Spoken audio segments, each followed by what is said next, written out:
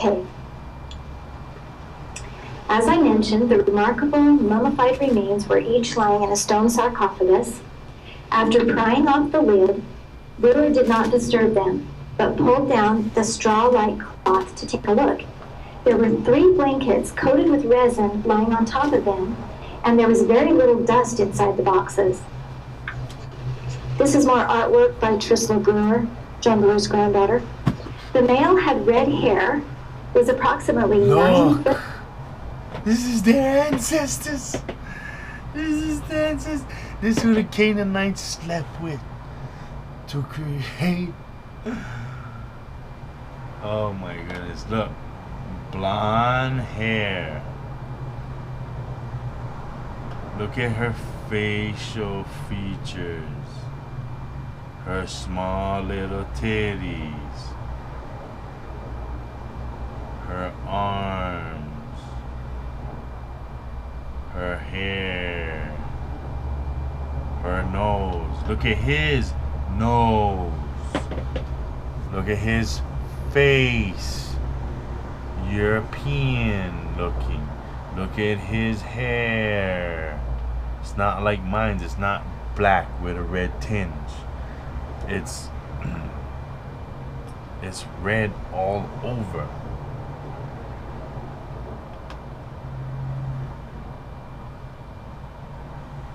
Look. 2 and was 3 or 4 feet across the shoulders. The female was approximately 8 feet 10 inches, had blonde hair that remained intact when touched. The skin was still attached, was soft, almost moist, and felt like tanned leather. They seemed to be about 40 or 50 years old at the time of death, and each had an elaborate golden crown and breastplate. The remains seemed... You see how they say, oh, they seem to be 40 and 50, meaning they looked 40 and 50, but they was a lot older. Seemed well preserved, and the only thing that crumbled was the feathers, presumably upon the female's crown. Relatively few alive today are aware that a giant red-haired people once roamed this land. Knowledge of them has been suppressed. However, Native Americans have known the legends for centuries and used various names for the giant people. A few of them are listed here. I'll go through them kind of fast. The Sitika were red-haired cannibalistic giants who plagued the ancestors of the Paiutes until they annihilated them. You may have heard the story of Lovelock Cave. The Alagiri were a giant race of mound builders encountered by the Lenni Lenape and others. These giant people were living east of the Mississippi, building forts and entrenchments. The Starnake, the Navajo described them as a regal race of white giants endowed with mining technology who dominated the West. The Nahulo were described by the Comanches as a rich and powerful race of white giants 10 feet tall who built mound cities and were wiped out by the Great Spirit for their pride and lack of mercy. Now these are all reminiscent of the Adena, one of 2 groups of mound builders known for their great earthworks in the eastern United States. They lived approximately 2000 BC to 600 BC. All of these descriptions bear a striking resemblance to the culture of the Jaredites of the Book of Mormon. So you hear this giants, and they have all these names that you can go and look up and try and track down what these stories are and what our ancestors had to deal with. Which I mentioned earlier. And remember, the Jaredites ultimately destroyed themselves in a civil war.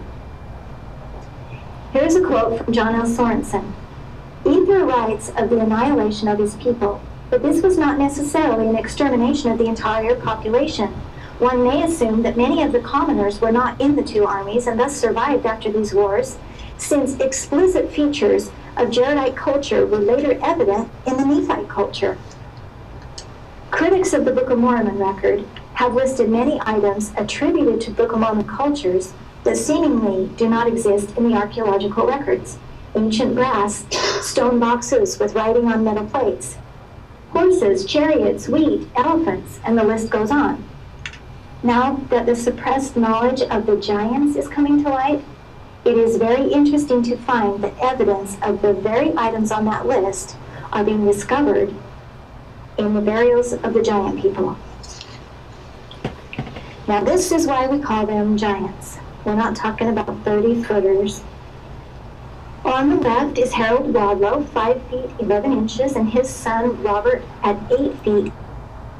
The gigantic skeleton of a man measuring 8 feet 6 inches was found near the Jordan River just outside Salt Lake City by a workman who was digging an irrigation ditch. The skeleton was standing upright. The skull measured 11 inches in diameter and the feet 19 inches long.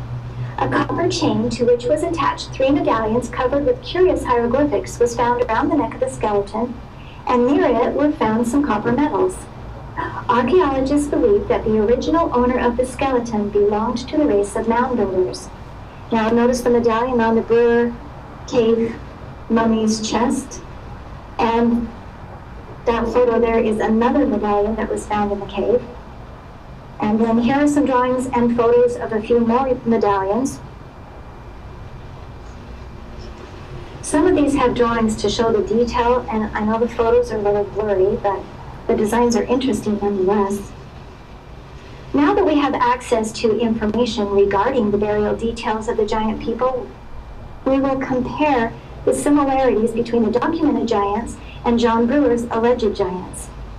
Let's keep in mind that in John Brewer's day, there was no internet, and much of this information was inaccessible, undiscovered, or completely unknown. On the next few slides, I'm going to be reading only the words in bold, and we'll show a few comparisons.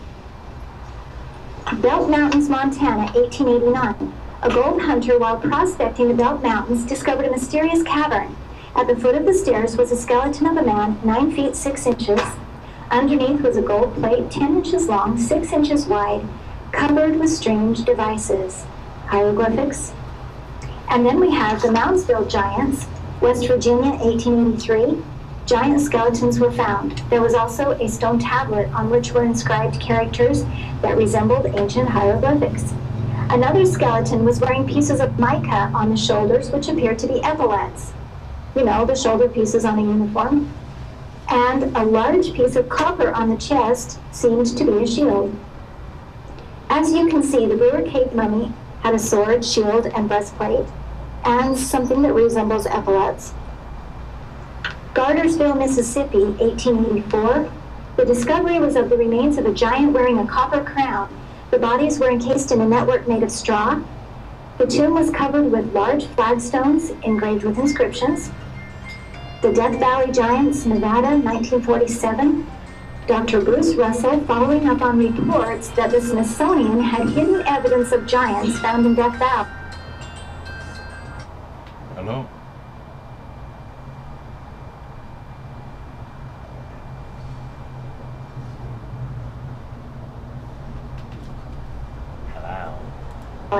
Imagine that. Reported finding 8 and 9 foot giants, hieroglyphics carefully chiseled into polished granite, extensive weapons, and also the well-preserved remains of dinosaurs, saber-toothed tigers, imperial elephants, and other extinct beasts. Now here you can see the dinosaur heads on. Dr. Bruce Russell, following up on reports that the Smithsonian had hidden evidence of giants found in Death Valley, imagine that, reported finding 8 and 9 foot giants, hieroglyphics carefully chiseled into polished granite, extensive weapons, and also the well-preserved remains of dinosaurs, saber